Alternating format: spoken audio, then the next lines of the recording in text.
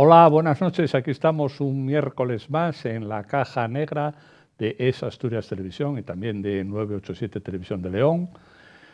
Y estamos, como siempre, para hablar de la actualidad, de lo importante, de lo que ocurre. La actualidad es plural, hay muchas actualidades, pero unas son más importantes que otras.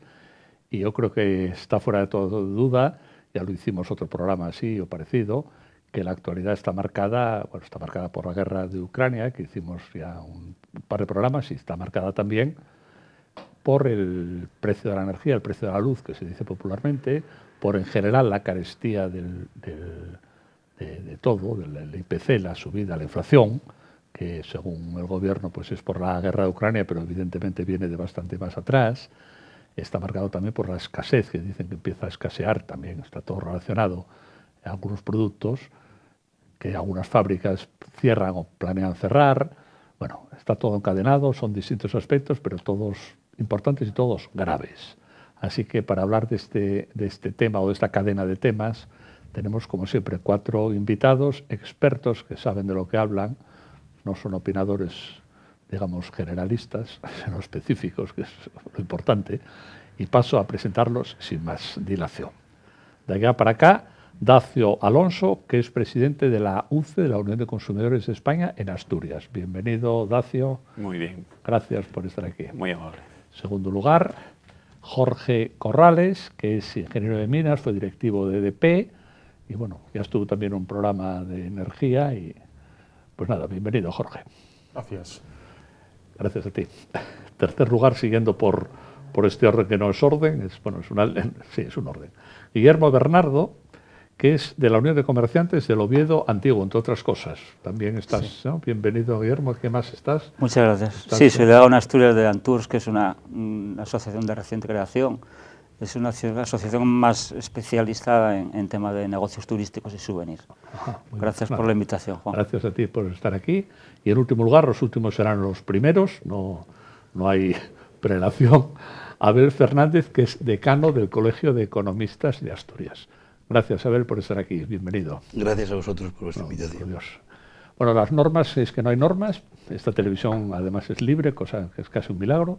No estamos subvencionados, ni por tanto apadrinados, ni coaccionados, ni nada de nada. Aquí se puede decir cada cual lo que quiera. Hay un límite, que es el Código Penal, pero bueno, eso, cada cual sabrá medirlo. Y el orden, tampoco hay orden. Habláis, os tuteo, habláis pues cuando queráis. La única idea es no monopolizar, ¿no?, el discurso, pero bueno, normal. Así que, bueno, ¿hasta dónde va a llegar el recibo de la luz? Eso va dirijo la pregunta, no las voy a dirigir, pero en este caso sí la dirijo a Jorge, que es especialista, muy especialista en esto. ¿Hasta dónde vamos a llegar? Hay quien dice, estamos ahora en un pico de 700 megavatios hora. Tuvimos un pico de 700 hace unos días, sí. Sí. Ahora está un poco más abajo, debe estar por 400, 500, por ahí. Pero vamos, el estándar, ¿hasta dónde va a llegar? ¿A 500, 600? No, yo creo que no, pero nadie va a acertar en esto. Es decir, que la ministra Rivera, el año pasado, cuando empezó a subir por estas fechas el gas en Europa, pues dijo que para el verano que estaba solucionado, que era una cosa temporal. En junio dijo que para después del verano, después que era final de año, y ahora hay quien dice que esto se arregla pues el año que viene. Bueno, hay que suponer que la guerra de Ucrania no durará mucho, que no irá peor y no durará mucho, hay que suponer, es una suposición totalmente mía, eso. Optimista. Y se normalizará algo el mercado de gas en Europa. Y eso bajará los precios y después, desde luego, es inexcusable que reformen, suspendan o hagan algo con el mercado eléctrico. No tiene ningún sentido que estemos así. Ningún sentido. ¿Das por hecho que va a volver el gas ruso a Europa? Bueno, es una buena pregunta. Si no volviera el gas a Europa, Alemania tendría un problema serio. El 55% de todo el gas de Alemania, y es casi un tercio, más de un tercio del gas que consume Europa, es ruso. O sea que si no viene, Alemania tiene un problema muy serio, pero muy serio, de racionamiento de energía. Y si lo tiene Alemania, lo tiene Europa, claro, muy serio también. Claro. Entonces, a Rusia le interesa seguir vendiendo gas.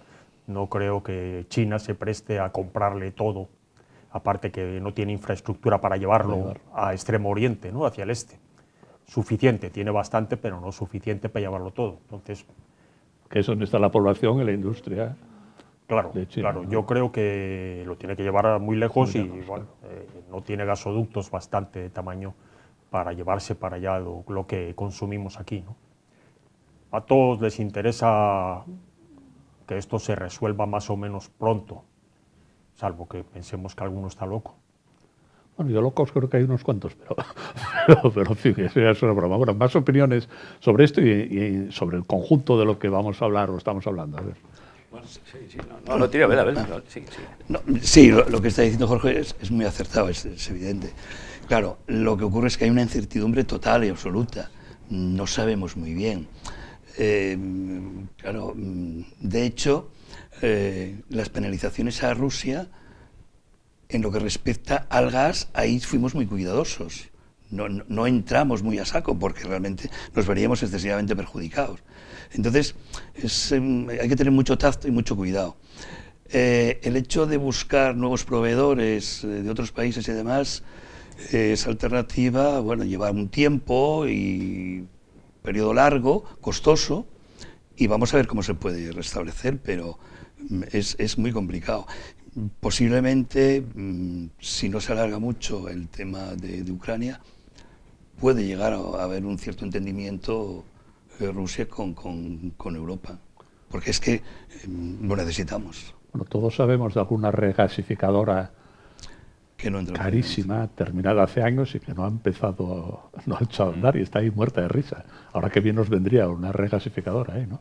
No, sí, ahora se replantean muchas cosas, ¿no? Bueno, eso es lo que uno piensa cuando uno ahí el asunto. El problema está en que España tiene regasificadoras para dar y tomar de sobra, no las necesitamos para nada, y no puede, lo que produzca ella no lo podemos mandar hacia Francia o Alemania, donde lo necesitarían si faltara el gas ruso, aparte que lo que produce no llega a la 20ª parte de lo que recibe de Rusia a Alemania.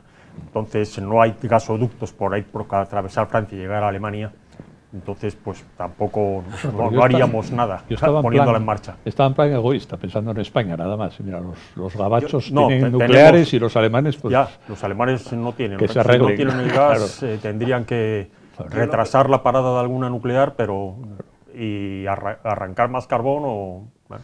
Yo lo que sí me planteo a raíz de este conflicto es precisamente el tema del nuclear, si no va a haber un replanteamiento en toda Europa de buscar una independencia de Rusia en este caso, o Alemania se volverá a replantear el tema de la energía atómica o de otro tipo de energías alternativas. Bueno, hablamos de la eólica y la solar, que parece que son un poco, a día de hoy sigue siendo una quimera, ¿no?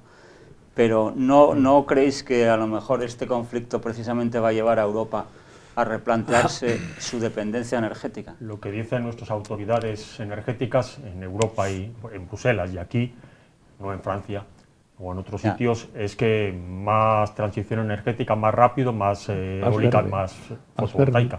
Claro.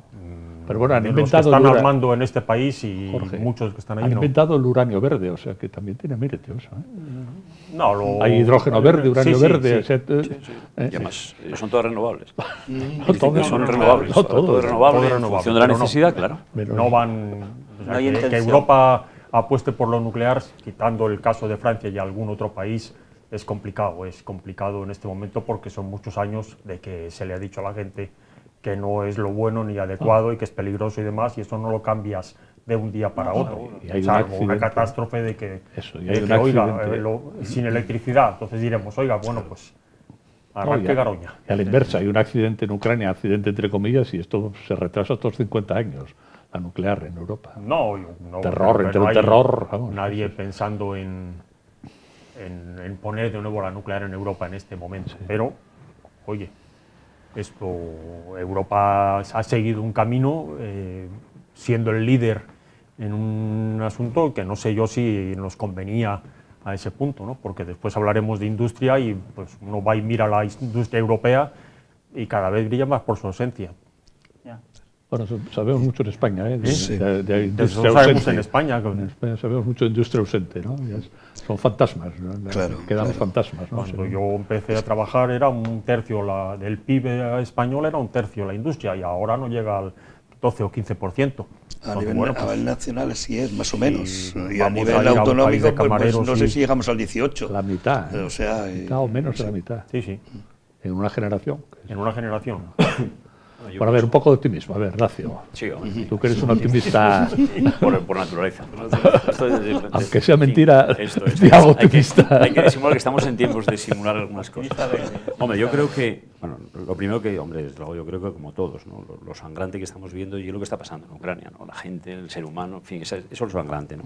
Que tiene una dimensión económica, evidentemente que sí, y que nos va a afectar a todos, evidentemente que sí, aunque ya digo que lo tremendo es lo que está ocurriendo, ¿no? Que esta es la parte, yo creo que fundamental. ¿Va a seguir subiendo la tarifa eléctrica? Yo creo que hasta que quiera el gobierno. Hasta que quiera el gobierno. Porque aquí estamos hablando de regulación. Es un problema, quiero decir, bueno, es un mercado que ha explosionado absolutamente, ¿eh? Es inasumible lo que está pasando. Mira, yo algún dato que sea de estos de pisar tierra, ¿no? Nosotros como asociación, pues lógicamente estamos nuestro objetivo fundamental y único y el principal es ayudar a la gente. ¿Sabes qué nos está diciendo la gente estos días, estas 2 semanas, 3, un mes? Bueno, ya el tema eléctrico no es nuevo, lleva tiempo y no es de Ucrania. Ucrania lo ha exacerbado y lo va a dimensionar mucho más el problema con Ucrania. Pero, ¿qué nos está diciendo la gente? Oiga, mire, yo tengo un bono social eléctrico. Me aplica un descuento del 60%, que es la bonificación que tiene el consumidor vulnerable en el bono social. Y he pagado este mes 150 euros al mes con bono social. Una persona que se supone pensionista, que tiene el derecho al bono social, está condicionado por los ingresos económicos. Personas sin bono social, el mercado regulado en PVBC, que en Asturias tenemos en torno a un 40% de consumidores en mercado regulado. El mercado regulado es el que regula el gobierno, una parte de la factura la regula el gobierno y la otra parte va al POL, al mercado mayorista, que es el fija el precio del kilovatio. Y está pagando 300 euros al mes de electricidad. Facturas de gas con revisiones de precios de gas trimestral, en este momento como está el gas, es insostenible esto, está creando una alarma social. ¿Qué quiero decir con esto? Que depende del gobierno. Quiero decir, en este momento yo creo que, bueno, parece que hay una lógica a nivel de Bruselas que no se mostraba efectivamente por el peso de Alemania, incluso Francia. La desigualdad de los países y las fuentes energéticas son distintas y cada uno, no es lo que tú decías, yo pensaba en España, cada uno casi sí piensa en sí mismo, porque al final lo que pesa es lo que tienes en casa, ¿no? Pero ahora parece ser que, bueno, parece razonable que el conjunto de la Unión Europea pues, se fije un poco en lo que está pasando en el mercado energético, desde el punto de vista de que nadie quería tocar el mercado marginalista, asigna precios, vaya, tiene sus bondades, pero en este momento sacralizar un mercado marginalista, que el gas contamina todo el resto de las energías que entran al sistema, fijando cada día el precio del kilovatio con los 500, 700, lo que marque en cada momento el megavatio, y que retribuya por igual al resto de tecnologías que no tienen nada que ver, que hablamos de hidráulica, de nuclear, de renovable, el 70% de producción eléctrica en España no tiene nada que ver con el gas. Y sin embargo recibe la misma retribución del gas en este modelo marginalista. Hombre, claro, y las eléctricas estarán muy contentas porque están ahora mismo con unos beneficios astronómicos, pero ojo, están empobreciendo al país entero, a los consumidores, a las empresas y a todo el mundo. A sus clientes. Pero ahí el gobierno sí puede hacer. Claro, por eso digo que es el gobierno quien tiene. Pero hay mucha sensibilidad, hay mucha sensibilidad. Ana Patricia Botín, la presidenta del Banco Central, pone la calefacción a 17 grados. Y eso hay que valorar. Además en Santander, no sé si vive en Santander, pero en Santander 17 grados no hace falta ni ponerla. Pero es que tenemos el mercado marginalista, bueno, sí, conocemos un poco las reglas de juego, ¿no? Y las reglas de juego de un mercado marginalista es demoledor. Que asigna, es increíble, claro, y además lo lamentable es, ojo, que este mercado marginalista lo tiene la mayoría de países de la Unión Europea. Nosotros lo llevamos desde hace 20 años ya, el mercado marginalista. Claro, cuando no había problemas de 40 euros el megavatio, pues no había ningún problema. Pero ahora que llega a 500, ¿cómo no va a haber problema? En fin, y además, hombre, yo creo que tenemos muchas asignaturas pendientes en España en el tema eléctrico. Yo, sinceramente, no sé cuándo, digo yo, por poner un ejemplo, hoy qué difícil es saber cuánto cuesta producir un kilovatio en España. Auditar, digamos, tener una información objetiva de cuánto cuesta, porque claro, en función de qué fuentes de generación eléctrica, pues los costes son muy diferenciados. Y claro, es muy perverso que un sistema fije una retribución por igual al que tiene, cuánto cuesta la hidráulica, que es agua, y que tiene, en fin, cuánto cuesta la nuclear, cuánto cuesta, qué costes tiene. Y cómo llegue entonces reciben una retribución igual cuando los costes a lo mejor no superan los 40 euros el megavatio. Y en esta se empieza a ver huelgas de transporte. Yo, anécdota personal, pedí unas naranjas ahí a Murcia que las mandan de un día para otro, pero yo creo que van a llegar pochas porque no han aparecido desde hace 3 días. Sin duda es por esto, no es por otra cosa, porque llegan siempre puntuales. Es que el estar en una economía global, lógicamente, se ve afectado todo. El tema del transporte, bueno, pues es un caso más de lo que estamos sufriendo, ¿no? En este caso, claro, los transportistas, lógicamente no les queda margen, están trabajando con pérdidas. Es entendible que a su vez, claro, el tema del transporte afecta al resto de la actividad económica. Y claro, nos vemos todos muy perjudicados. A la empresa, al que produce, al consumidor, a todos. Entonces, de alguna manera, hay que tomar decisiones. Y yo creo que es lo que realmente no se está haciendo. Es cierto que, en cierta medida, lo que sucedió fue que salimos de una pandemia, parecía que nos íbamos a recuperar, vino el tema de la inflación y ahora, pues bueno, pues el batacazo ¿no?, de la invasión de Ucrania. Y esto va cada vez a peor, pero de alguna manera hay que tomar decisiones, y decisiones a veces rápidas, un poco urgentes.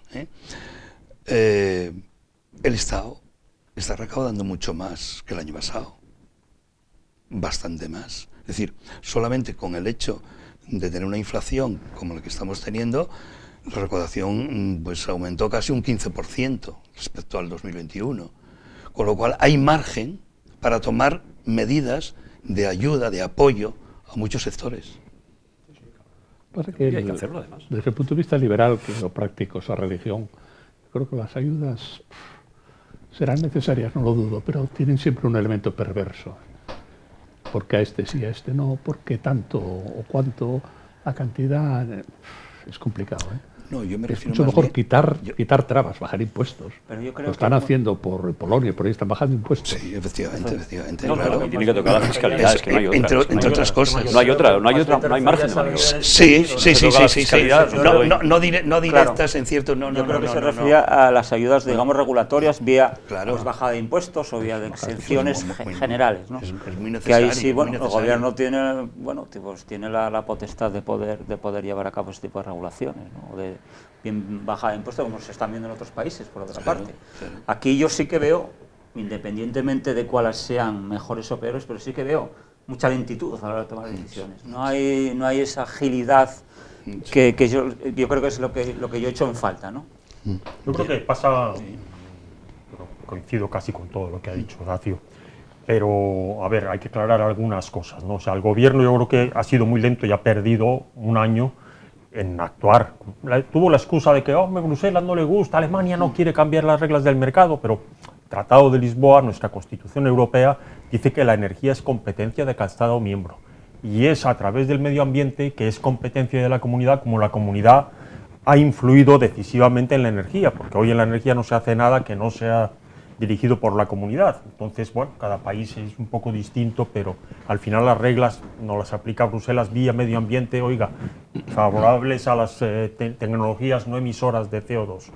Pero claro, al final la competencia en energía es de cada país, ¿no? Y aquí debiéramos haber defendido con un poco más de fuerza el que podíamos haber actuado antes. No lo hicimos el año pasado porque cierto que el mercado marginalista, que es un poco complicado de explicar y parece una barbaridad, pero todos los mercados que se precien son marginalistas. Es decir, el mercado del petróleo, que es el más importante del mundo, la commodity más importante del mundo, en Londres es la oferta de cada uno, lo que va a ofertar cada productor de petróleo, ya sea Estado, ya sea compañía privada, y se fija el precio del más caro. Es decir, no viene a Arabia Saudí diciendo yo me cuesta $3 el barril que saco de la arena y no lo cobro a 3. La OPEP no deja de ser un monopolio. Bueno, no, pero van a un mercado. O sea, en Londres ellos al final cotizan, no tienen que fijar, y el precio que te cobra Arabia Saudí, aunque le cueste 3 y a Brasil le cueste 70 en su Atlántico, pues te cobran 120. Bueno, ahora ha bajado a 100. Entonces, porque lo que pasa que eso vale, el marginalismo es válido cuando hay mercado de verdad. Y en España, desde hace un año no hay mercado de verdad. Y no hay mercado porque hemos hecho cosas que lo destruyen totalmente. Es decir, nosotros ahora, si encontráramos gas aquí en Caldones, por ejemplo, cerca de Gijón, donde hubo un mechero de gas en sus tiempos, no lo podemos sacar, aunque nos diera gas para todo España y lo tuviéramos a $3 el megavatio hora en lugar de a los 200 que está ahora. no lo podremos sacar porque hay una ley puesta hace 2 años de cambio climático que dice que no se puede explorar ni producir bueno, producir, si ya lo estabas produciendo antes de esa ley, te dejan seguir, pero si no, tú no puedes ahora producir si encuentras petróleo o gas. Y dice, oiga, eso está muy bien como principio, qué puro soy yo, Santa Greta, ¿no? Pero no tiene ningún sentido, ¿no? Oiga, Noruega, que es lo más verde que tenemos y a los que adoramos, se está comprando todas las empresas de Occidente a base del gas y petróleo que nos vende. O sea, que ese sí saca gas y petróleo a patadas. Y además como Estado, no puedo, como Estado, que es lo más grave. Como Estado. Tiene garantizado las pensiones de los noruegos para los próximos 200 años. Además son pocos, pues 200 años. Nosotros no podemos sacarlo, no pasa nada. El fracking aquí, el fracking está... El fracking de gas, los americanos están ayuntamientos pequeños dijeron que nada de fracking de gas. Oiga, Estados Unidos... Tenemos ahí un cambio climático que tampoco hay que obviar, ¿eh? Bueno, pero dejarlo, eso debiéramos actuar sobre eso claro. en lo que debe ser y no sobre otras cosas que no valen para nada. Es decir, los americanos hace 15 años importaban gas. Ellos fueron siempre exportadores y crearon la industria de gas, pero se lo agotaron, digamos, los yacimientos convencionales o se redujeron mucho. Y hace 15 años, en 2004-2005, Estados Unidos importaba gas y va a ser el mayor importador de gas del mundo. Descubrieron la tecnología del fracking para sacar gas de otros terrenos que con la tecnología convencional no podían y empezaron. Y yo estaba en la Asociación Empresarial Eólica, oye, esto no va a durar, esto los americanos se van a dar cuenta que es una barbaridad. Bueno, pues 15 años después producen más gas que toda Arabia Saudí y son los mayores productores de gas y venden un montón de gas. En Estados Unidos, aquí el gas está a $200 el megavatio hora y allí está a 20. Diga, ¿pero a dónde va a ir Europa? ¿Qué vamos a fabricar si nos cuesta el gas 200 y a los americanos 20? ¿Qué vamos a hacer? La industria que nos preguntabas antes, ¿qué vamos a hacer los europeos? ¿Baterías de coche? Como si no costara energía fabricarlas. Sí. Ya me contarás de qué la vamos a sacar. Y tratar los residuos y todo, claro. Entonces, pues, alguien tendrá que plantearse qué hicimos aquí. A mí me da la sensación, y ya pero nadie lo plantea. Esto es todo geopolítica, y ya nos salimos un poco del tema, que esta guerra de Ucrania, no digo que, no una teoría conspiranoica, pero que el gran perjudicado es Europa. Hombre. Más que Rusia. Entre otras cosas, pues Rusia la inicia, no son tontos, por algo la inician. Y Estados Unidos está encantado. Pasa que, bueno, ya sé que no, me salgo del tema, ¿no? Es un poco ya teorías conspiranoicas. Bueno, pero ya vemos cómo la economía está marcando, compañeros de viaje, Maduro hace 4 días, que era el enemigo público número 1 de Estados Unidos. Ahora mismo están replanteando la posibilidad de comprarle crudo a Venezuela porque hay que buscar alternativas. Sí, Venezuela no hay que olvidar. Las mayores reservas de petróleo del mundo, el doble que la siguiente. Claro, que es petróleo de baja calidad. Pero bueno, es lo del fracking, hasta que se encuentre una manera exige un refino ya que se encuentre una manera buena al tratarlo. Pero también está Irán ahí, que estaba hasta hace 4 días bloqueado, y también están habiendo ya conversaciones. Es decir, la economía cambia las situaciones políticas de la noche a la mañana. Es verdad que Rusia recibe, se dice que recibe 700 millones de euros por gas y por petróleo diariamente, ¿no? Que es la fuente de energía fundamental que financia la guerra. Eso es lo que pagamos nosotros. ¿Sabes qué es? Lo que hablabas de Ucrania, que es toda razón y es sangrante, claro, dices tú, es que Europa tiene unas cosas al final, parece que debiéramos ser, oye, los griegos antiguos y demás, los más listos e inteligentes del planeta. Tiempo que perdimos esa condición. Mire usted, nosotros le prohibimos o no le vamos a exportar a Rusia ni diamantes, ni colonias francesas, ni productos de lujo, ni Rolls Royce. Bueno, Rolls Royce son vamos a descapitalizar con eso. Eso sí, ahora 800 millones de euros todos los días por el gas que nos... Eso hay que seguir dándoselo. 800 millones, con lo cual da para una guerra. Da para financiar una guerra. Con eso. Para la cual dices tú, bueno, cierran las industrias. Hay riesgo serio de que ahora, en semanas, cierren industrias importantes en España. Ya está alguna programada, más o menos, ¿no? No sé si ha cerrado ya. A una factoría. Más que cerrar, lo que sí está claro es que van a reducir su producción hasta que se estabilice un poco. Eso sí, no sé si habrá alguna que vaya a cerrar, pero la situación es muy complicada, muy complicada. Sí, no. Que hay determinados sectores que el gas es un elemento indispensable por producir, ¿no? Por la siderurgia o toda la que es el sector de la cerámica. Eso les está dando un meneo tremendo y bueno, por lo que vemos en noticias, cierres totales de la industria cerámica en la zona mediterránea. Se está viendo la siderurgia, por supuesto, las industrias intensivas en energía. Eso sota, caballo y rey, los costes disparados y yo creo que no aguanta. Y ya yendo al campo más pequeño que puede ser del comercio de calle, el día a día, pues los recibos y los gastos fijos están subiendo y estamos viendo cierres a diario, ¿no? Podemos ir por las calles viéndolos, ¿no? Entonces, bueno. Un dato de León, Juan. Sí, sí. El último trimestre del año pasado, bueno, al final del verano del año pasado, 2021, un constructor que conozco, pues pidió para una obra ladrillos a 300 euros la tonelada. Ahora está en otra obra en León, ha pedido al mismo suministrador ladrillos a 500. De 300 euros a 500 no llega a 6 meses. Es un país... El ladrillo, la madera, el aluminio, etcétera, etcétera. Estamos pasando las materias primas. ¿De dónde viene la inflación? Sí, claro. De dos cuestiones. Una, por una parte, mucha demanda después del COVID, y por otra parte, el incremento de los precios de las materias primas.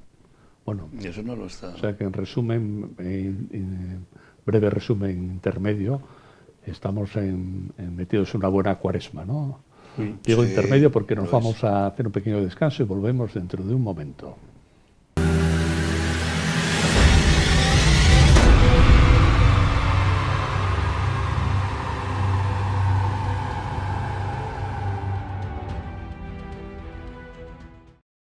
Bueno, estamos de vuelta ya, no sé por dónde íbamos, pero a mí me gustaría comentar o recordar que estábamos hablando ahora del gas, pero hace 20 años los famosos ciclos combinados eran como una cuestión sagrada, ¿no? Se hablaba de ello, la gente se arrodillaba, ¿no? Ciclos combinados, ¿no? Estaba sacralizado totalmente, ¿no? ¿Tengo una percepción errónea o era así? Somos un país muy amigo de las burbujas, hicimos claro. burbujas del molinillo, del y después vino los molinillos. Hicimos una burbuja de ciclos combinados, sí. Claro. Era maravilloso, aquello parecía que ya estaba todo solucionado. Además, una palabra ambigua, un término, porque el ciclo combinado nadie entendía lo que era. Y venían a decir, insinuaban que era energía verde. Sí, pero insinuaban eso, ¿no? En 2004, cuando empezamos a construirlos y demás, pues nadie iba a meterse a hacer una nuclear, no se podría ya hacer carbón, que ha dicho antes Dacio, y esto, pues la solar y la fotovoltaica y la eólica eran todavía caras y no te daban toda la garantía de suministro que deseabas, entonces el ciclo combinado era una alternativa. Después, claro, todo el mundo se puso a hacer uno, yo al menos 1 o 2 o 3 o 4, y hicimos un montón, sí. En una tertulia, igual que esta, en la Caja Negra, dijo aquí, no me acuerdo quién era, un arquitecto, y hizo la loa tremenda, clarísima de la fotovoltaica. Yo no sabía que estaba tan desarrollada. Ahora sí. Ahora es barata, sí. Sí, dijo que era su empresa que lo estaban poniendo, que tal, que ahorraban muchísimo. Este país actuó mucho por ideología, está bien para algunas cosas, pero para otras es un desastre. Para las cosas de comer, la ideología es un desastre, no suele ser buena cuidadora. Y nosotros hicimos un montón de fotovoltaica, carísima, en tiempos de Zapatero, que nos cuesta 450 euros el megavatio hora, 450, y por hacerla en 2008 cuando no debiéramos haberla hecho. Pero claro, ese año fuimos los campeones del mundo mundial en hacer fotovoltaica, 450. Y lo malo como está el mercado, que está totalmente en España destrozado porque es regulación tras regulación, una tras otra, es que esas 450 las cobran. Se pensó entonces, en 2008, 50 del pool, que es como más o menos está el pool, a 50, y 400 como prima en las cargas y demás que hay en el recibo, 450. Eso está muy bien, dice, oye, y una de las reformas se le hizo, bueno, si después el pool sale a 60, pues que cobren 300, a los 3 años hacemos cuentas y que lo que hayan cobrado de más o de menos se arregla y tal, ¿no? Vale, eso vale si es eso, 50 a 60, 50 a 40, si el pool está por ahí, pero cuando el pool se pone a 300, 400 o 500, pues como estaba, pues 400, esa cobra 400 del pool y 400 de las cargas, cobra 800. Y al cabo de 3 años vas y revisas y dices, oye, joder, te pasaste, cobraste un montón. Entonces lo devuelves y lo devuelves en 10 años o 12. Eso no tiene ningún sentido, que los españoles estén sufriendo ahora en sus carnes unos recibos tremendos y el tío que no tiene ningún riesgo, que no tiene nada, oye, el riesgo es que deje de brillar el sol en Extremadura o Castilla-La Mancha, pues oye, eso es pequeño riesgo. Se forre y después ponga el dinero en el banco y nos lo vaya devolviendo en 15 años. No me fastidies, eso hay que cambiarlo, pero vamos, no tiene ningún sentido. Pero también hay una cierta... Y la mochila que hemos heredado, la hipoteca que tenemos ahí en el recibo. Hay una cierta... Hasta el año 30 te voy a seguir pagándolo. Uno de los remedios ahora es crear más déficit para futuro. Para los siguientes 3 años. Oye, ya estamos agotando vamos a más déficit para el futuro. Pero mira, que hay un cierto consuelo pensando en los sindicatos que son tan activos y tan peleones y tal, que están luchando en la calle todos los días fuertemente para evitar esto, ¿no? Lo digo con ironía, obviamente, ¿no? Es que es tremendo, hemos ¿no? entendido. ¿Has entendido? No, lo digo porque a lo mejor alguien está ahí adormilado oyéndonos y no se entera muy bien. Sí, es verdad. Tremendo, y yo, mis simpatías por los sindicatos... Que había sido con una subida de un 10%, un 13% en la época de Rajoy, el recibo de la luz, y hubo manifestaciones, ¿no? Sí, hubo manifestaciones. Hubo manifestaciones. Y ahora, bueno, pues ahora esto es una cosa que no se entiende, la verdad. El estruendoso silencio de los sindicales, sí, será motivo de estudio algún día, o alguien dirá, bueno... Yo creo que son más verticales que en el franquismo todavía. Los sindicatos actuales son naranjo y bulnes. Yo hace años que lo tengo dicho. Hay una institucionalización que lo hace. Sindicatos naranjo y bulnes. Es una pared así de vertical. Es una cosa tremenda, ¿no? Dicho de otra manera, ya bromas aparte o comparaciones, no hay ninguna capacidad de presión sobre el gobierno, salvo el hecho de que la inflación es lo peor para un gobierno. La inflación es la muerte a un gobierno y les entre el vértigo y se den cuenta que por la vía actual pierden las próximas elecciones sí o sí. Hay otra cosa peor. No, hay otra cosa peor que la inflación, la estanflación. Sí, que está ahí también. Que está ahí. Está ahí, muy cerca. Sí. No, y eso realmente es todavía... Sigue habiendo crecimiento eso es de tirarse por la ventana, sí. Sigue habiendo crecimiento económico. Lo presumimos que lo va a haber. Pero... Bueno, otra cosa, a mi juicio lo que está en riesgo ahora mismo es lo que todo el mundo estábamos con la esperanza de los fondos europeos que nos iban a transformar la vida y el país y todo. Y esto se lo come todo. Como no se actúe, se lo come todo. No hay, digamos, porque claro, hay que poner una cantidad de parches ahora de inmediato para corregir la situación, que va a tener unos costes enormes. Sí, los fondos europeos iba a ser un poco la cabeza tractora, iba a ser un poco la locomotora. Sí, había sido un cambio estratégico de la Unión Europea, puesto que era, en fin, salíamos un poco de aquella... Respecto a los fondos volvemos a lo mismo, que a mí me parece que es la falta de agilidad de los gestores, de los gobiernos, porque sí, tenemos unos fondos, pero llevamos oyendo hablar de fondos más de un año y no se ven. Sí, bueno, se plasman nadie. El hidrógeno, ahí está el hidrógeno, que parece que todo se... No se plasma, y yo creo que es precisamente por eso, porque hablamos mucho, pero la toma de decisiones yo creo que no se ve por ningún lado. ¿Cuánto va a costar el megavatio hora? No vaya a ser que lo que estamos haciendo es, hay que mantener el mercado marginalista para que cuando cueste el hidrógeno verde ya buscaremos que la última molécula cueste a 200 y cobrar 200. Los que estemos allí, porque ahora hay gente que antes tiraba contra el mercado marginalista y ahora parece que le gusta. Explicarlo del mercado marginalista, explicarlo, hacer un poco de pedagogía. A ver, decano. Bueno, de lo que se trata es que las distintas energías que se produce, bien, energía nuclear, la fotovoltaica, la eólica o a través de gas, lo que marca el precio es el último y el más caro de los que suministran esa energía. Con lo cual, lo que hace es que va a tener un precio muy elevado, muy elevado. ¿Y quién se beneficia? Todas aquellas empresas que producen con esas energías que son mucho más baratas.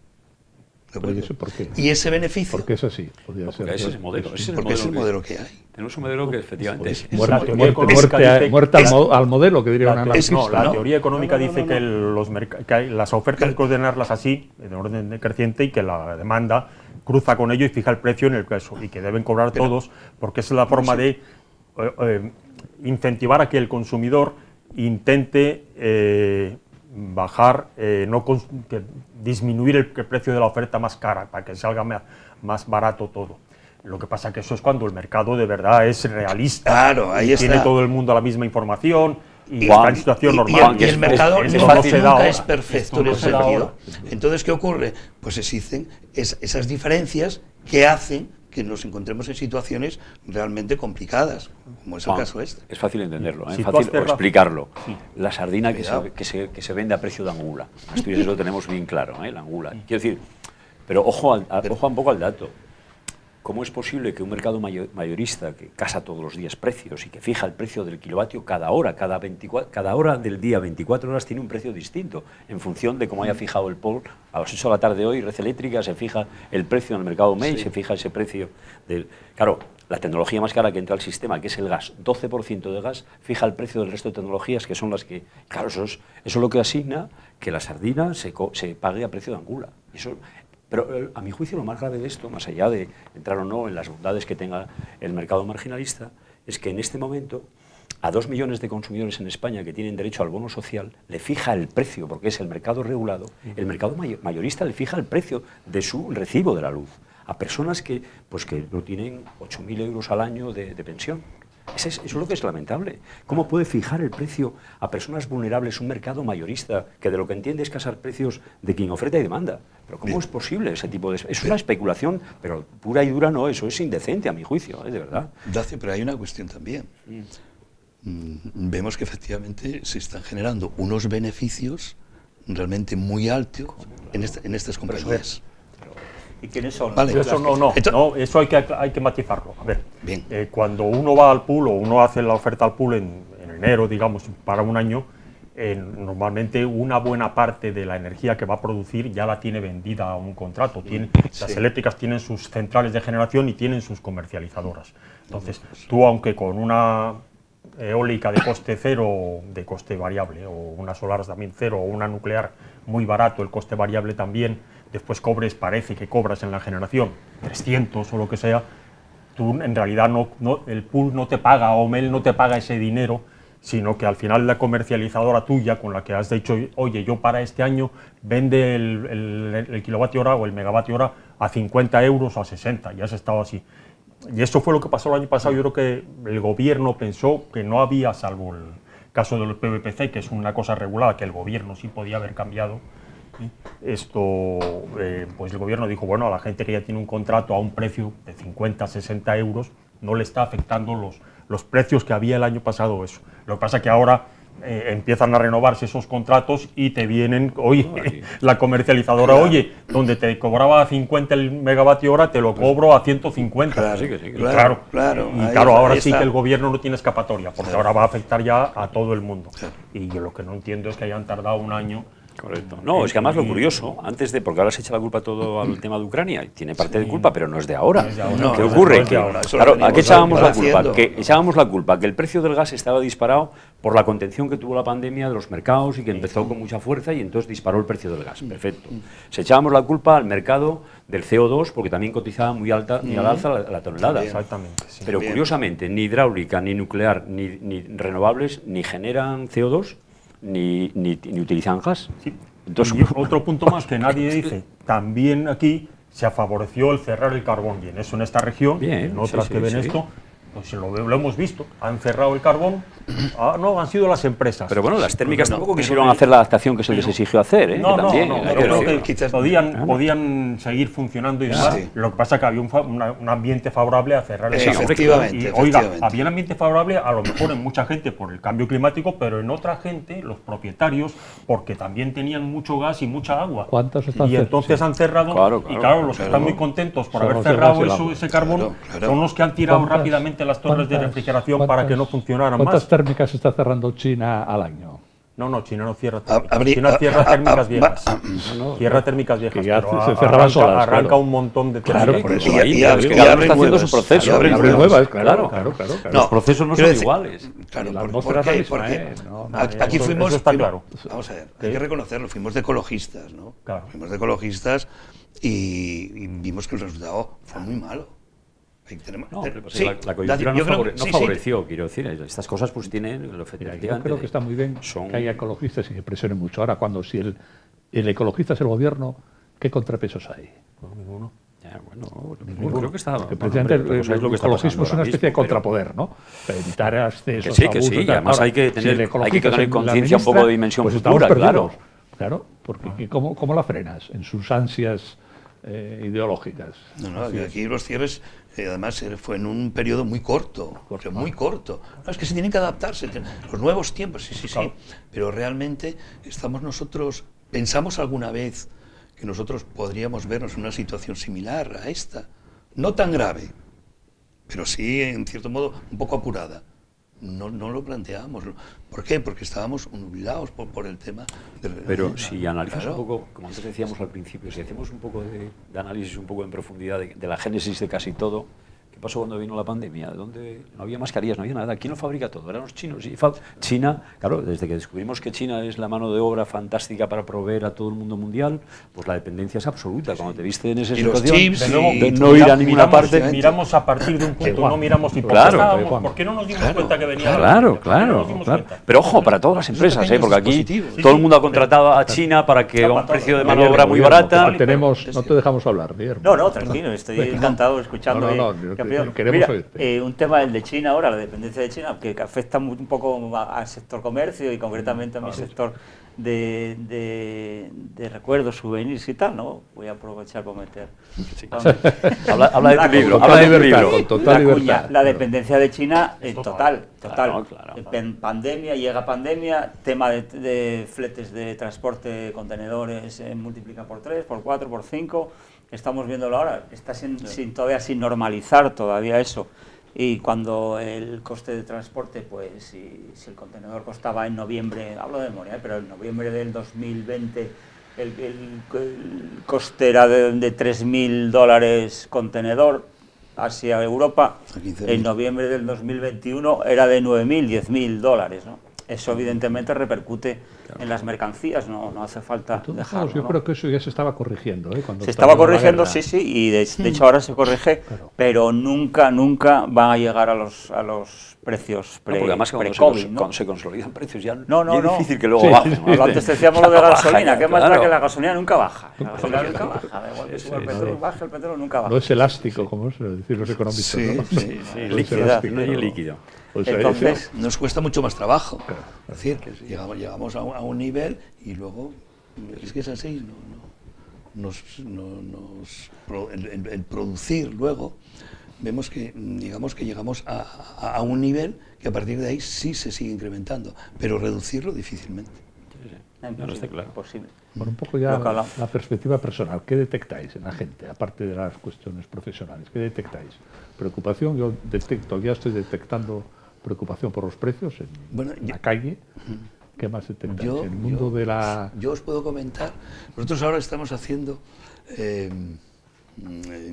preguntando a los colegiados, pues estamos haciendo la tercera edición del económetro y hacemos entre los colegiados pues una serie de preguntas sobre las perspectivas de la economía, particularmente de la comunidad autónoma. Y se plantean como 20 o 30 preguntas, bastante de lo más variado, pero siempre relacionado con el tema económico. Damos un avance. A ver. No, porque se está haciendo, en junio lo tendremos. Sí. Pero me da la sensación, visto los últimos años, el resultado pues era de bastante pesimista, en lo que se refiere a la comunidad autónoma. Es decir, ¿qué factores influyen para tener un mayor desarrollo? Si el sistema impositivo, si las infraestructuras, si, en fin, todo esto, ¿no? ¿Hubo algún avance? De alguna manera, ¿hay alguna perspectiva que se vea que se mejora respecto a otros años? ¿Hay algún tipo de iniciativas que nos hacen ser optimistas de cara a un futuro?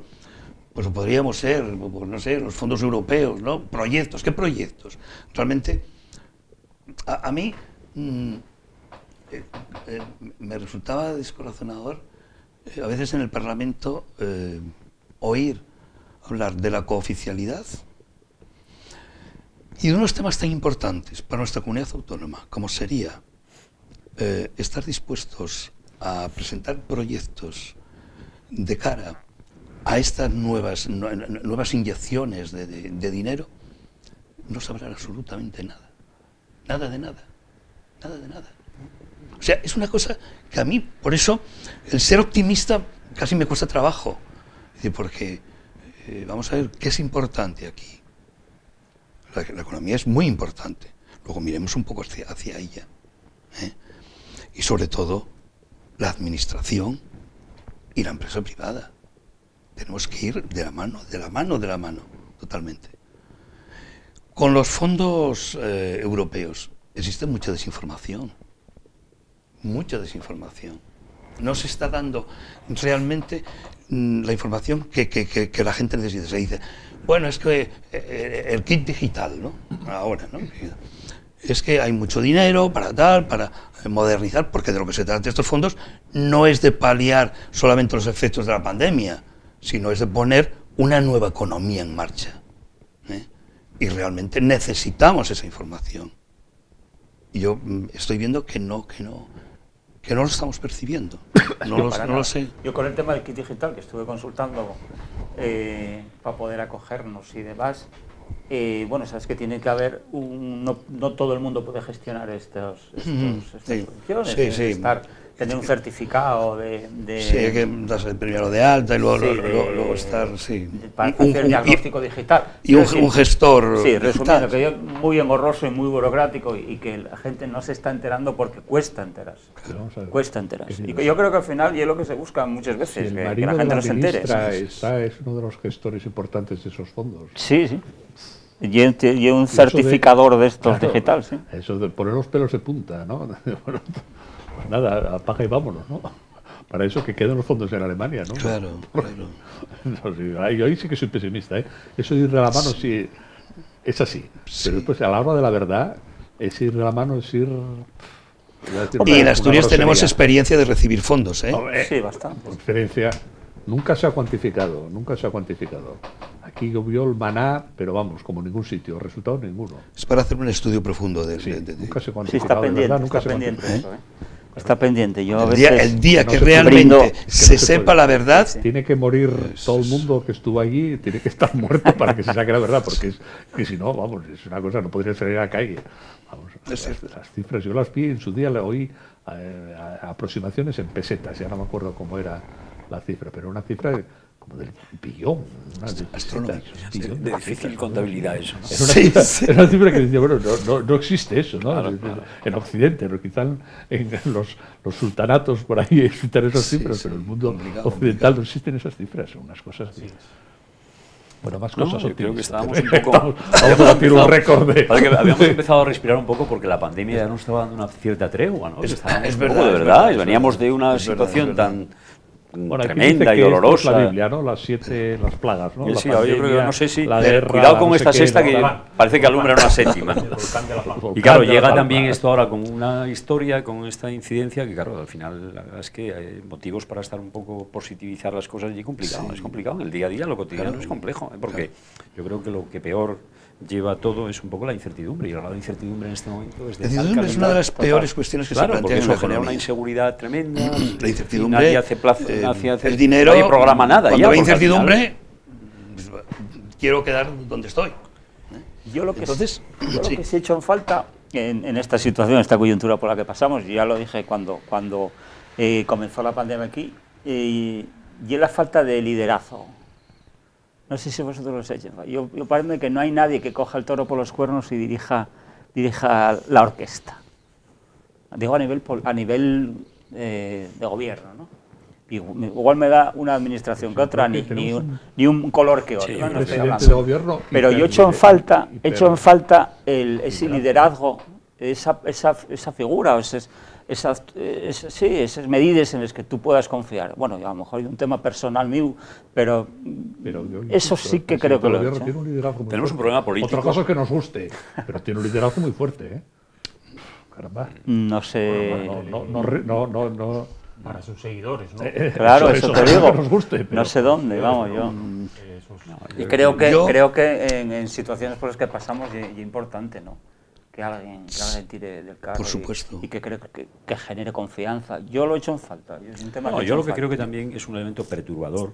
Yo no creo, probablemente no sé que sea agradable, pero es la cultura política que tenemos, de la confrontación permanente, de que no hay un planteamiento, digamos, de pactos de Estado en momentos de dificultad. Oiga, mire, orille usted su planteamiento ideológico y póngase a sumar con el como si hubo hace 40 años que, los pactos de Moncloa. Claro, esto es lo que genera mayor desafección, ¿no?, de la ciudadanía, porque dices, joder, vamos a ver, si cuando uno pegándose sistemáticamente y además públicamente, claro, eso desmoraliza a cualquiera, porque ves ese tipo de cosas, que vas a exigir liderazgos políticos si no hay capacidad ni siquiera... Pasa en todos los sitios, Dacio. Sí, probablemente sí. El doble que aquí, las peleas políticas. Sí, seguramente. Pero las manos de milagro, los parlamentarios. Pero eso genera una... Estados Unidos con Trump y... Sí, están las sociedades además feroz, polarizadas, absolutamente enfrentadas. Claro, que eso es una irresponsabilidad política tremenda. ¿Cómo trasladan el planteamiento y la discrepancia política a la calle? ¿En qué medida la gente la posiciona? Bueno, eso es tremendo, porque tiene un coste eso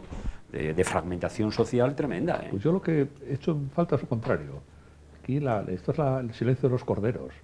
Sí, hay una resignación a la vez. Cae la del pulpo todos los días y nadie dice nada, todo el mundo va. Hay resignación, sí. Silencio absoluto. Yo he hecho de menos, he hecho en falta lo contrario, que haya bronca, que haya lío. Que si no hay lío, adiós, nos morimos todos por inanición, ¿no? Hay bastante control, ¿no? Mucho control. Los medios de comunicación están muy controlados. Escribirá algún día que eso se haga el estudio de los medios. Estos 2 años y dirá, caray. Es terrible, los medios es terrible. No, son 4 las voces un poco discrepantes, pero que... 4, claro. 4 contados. Y no... Y alguno afónico. Bueno, pues estábamos repasando luz, fábricas, consumo, huelgas, cierres. Fábricas eran cierres. ¿Veis el cierre de alguna gran industria próxima a nosotros? Cierre temporal, que decías, ¿no? Por supuesto, no cierre que... Hombre, se cerró el aluminio. Yo tenía cierto cariño porque fue donde empecé a trabajar. El aluminio de Avilés, en Alcoba. Lo que entonces se llamaba Endasa. Endasa, sí, pero nos acordamos 4 ya de... Endasa, sí. Ya peinamos canas ya bastante. Chico, pues... Seguimos peleando, no sé ya muy bien para qué, a ver los del aluminio y tal, no sé qué.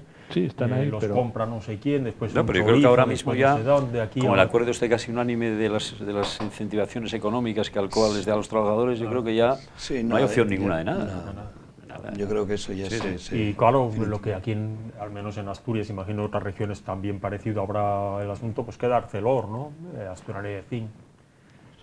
Pero claro, con estos precios de energía, ese tipo de industrias no van a vivir mucho. No van a vivir mucho, claro.